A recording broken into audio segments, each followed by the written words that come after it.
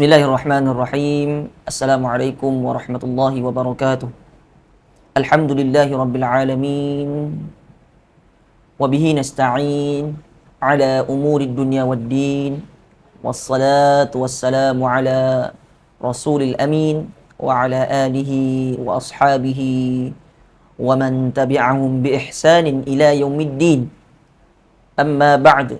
Faqala an-nabiy sallallahu alaihi wasallam yakunu fi akhir zaman dajjalun kadzabun ya'tunakum minal ahadith bima lam tasma'u antum wala aba'ukum fa iyyakum wa iyyahum la yadhillunakum wala yaftinunakum.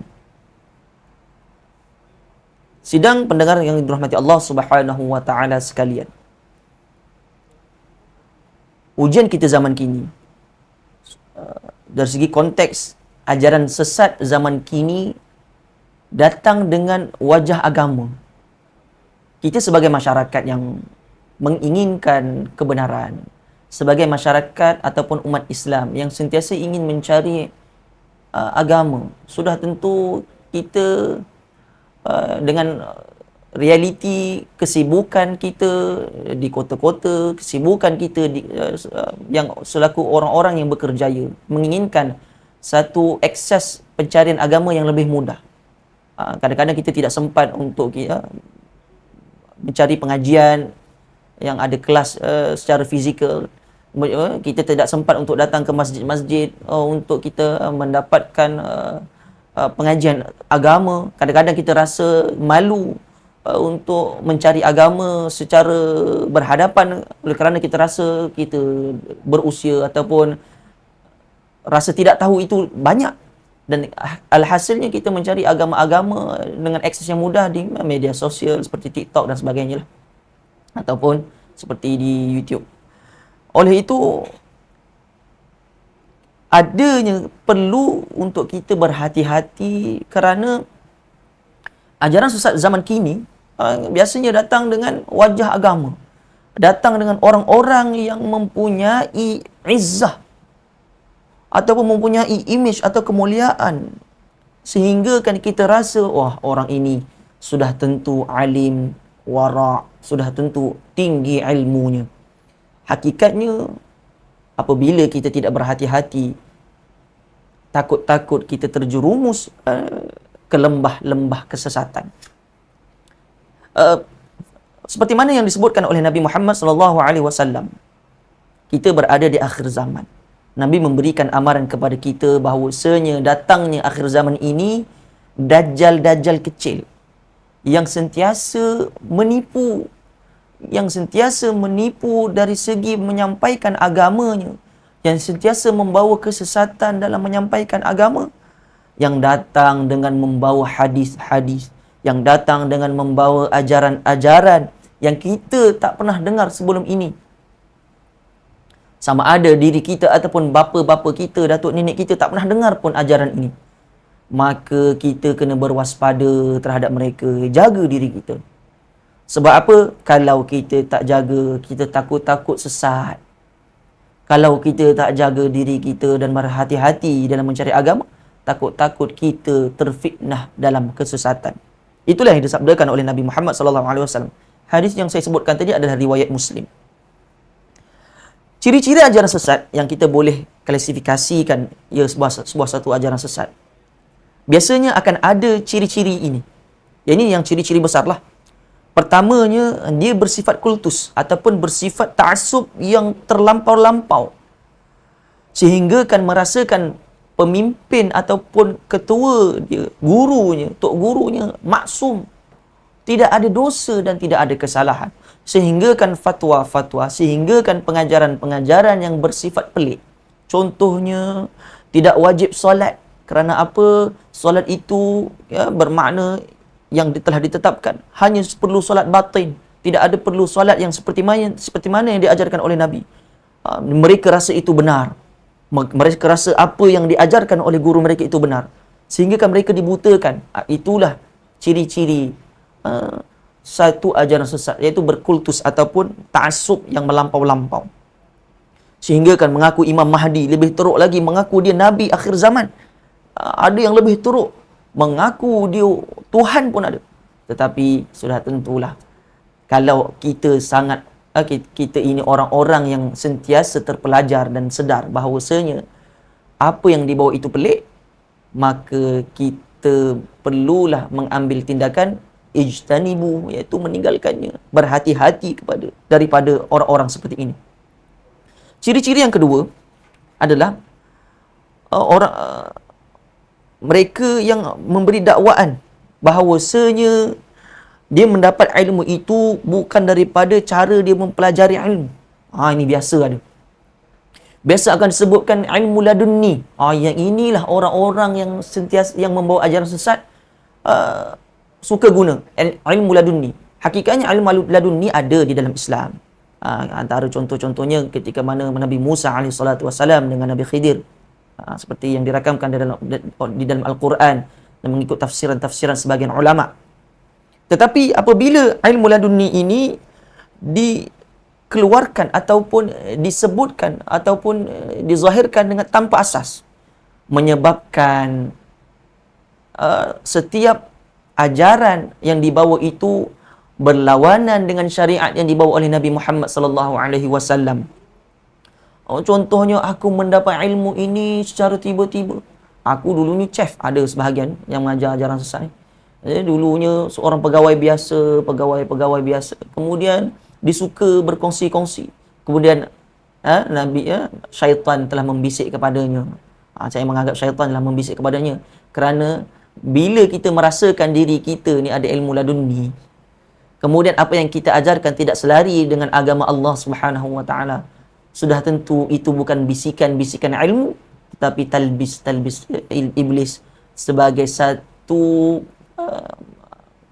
pembawaan yang memberikan keraguan kepada kita terhadap agama kita sendiri. Itulah dia. Biasa ilmu ladunni, antara ciri-ciri ajaran sesat ni. Mereka gunakan fatwa ilmu ladunni. Kemudian yang ketiga, ciri-cirinya adalah mimpi dan kasyaf. Yang ini pun ada. Sehingga kan keluarlah hadis-hadis palsu, sehinggalah keluar fatwa-fatwa yang palsu berdasarkan dengan apa yang mereka dakwa daripada mimpi. Para ulama menyebutkan bahawasanya mimpi ini tidak boleh dijadikan dalil.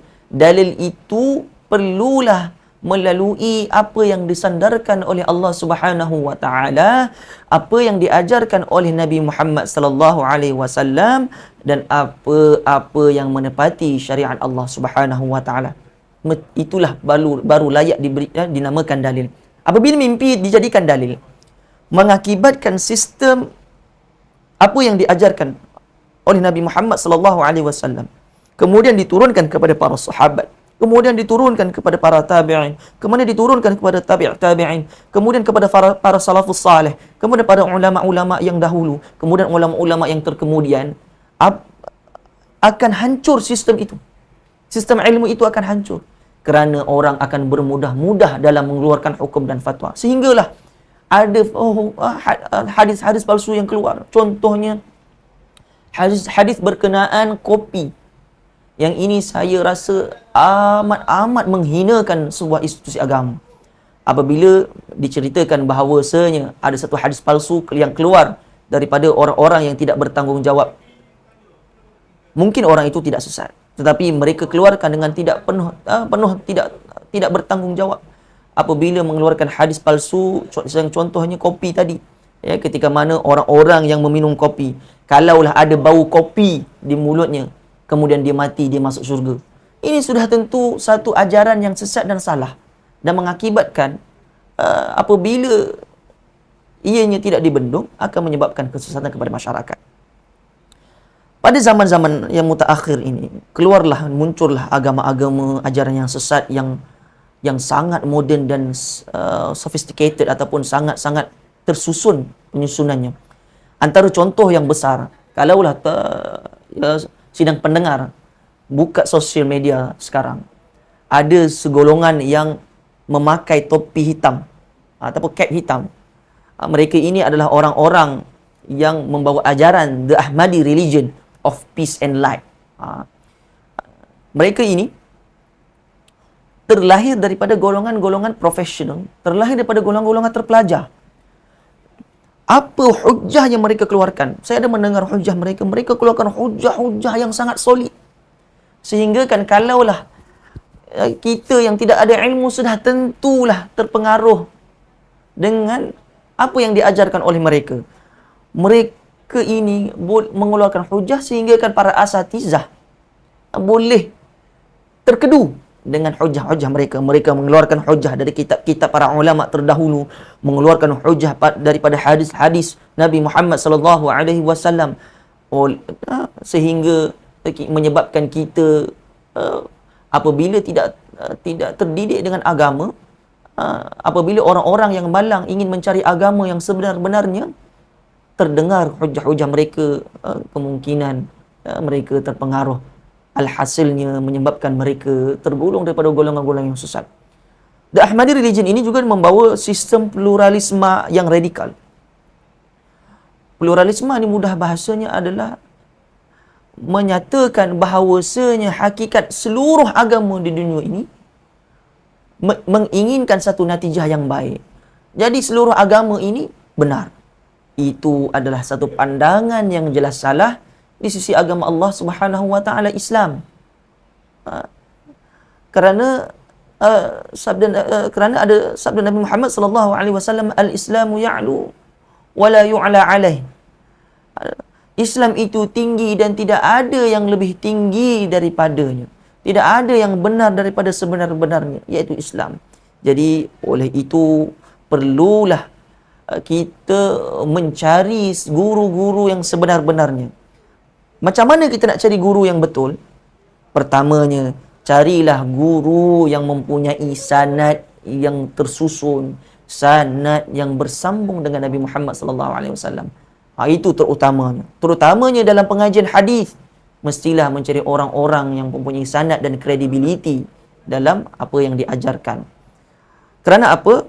Abdullah bin Mubarak menyebutkan, sanad ini sebahagian daripada agama Islam. Al-isnadu minad din. Sanad itu sebahagian daripada agama. Walaula al-isnad, kalaulah agama kita Islam ini tidak disandarkan dengan sanad, ajaran agama kita tidak disandarkan dengan sanad, laqala man syaa ma syaa. Sudah tentulah mudah-mudah je orang-orang, masyarakat, individu yang tidak bertanggungjawab yang mengajarkan ajaran sesat akan mengeluarkan fatwa mengikut suka hati, mengeluarkan perbahasan agama mengikut suka hatinya, sehingga menyebabkan kerosakan yang nyata dalam agama, dan alhasilnya memberi satu ajaran yang sesat yang datang daripada payung-payung agama, menyebabkan masyarakat terkeliru. Pertamanya. Kedua, carilah guru-guru yang ada tauliah. Tak kiralah tauliah mana pun. Tauliah negeri Selangor, tauliah negeri Pahang, apa-apa sahaja guru-guru yang ada tauliah. Carilah mereka. Sudah tentu mereka ini sudah ditapis.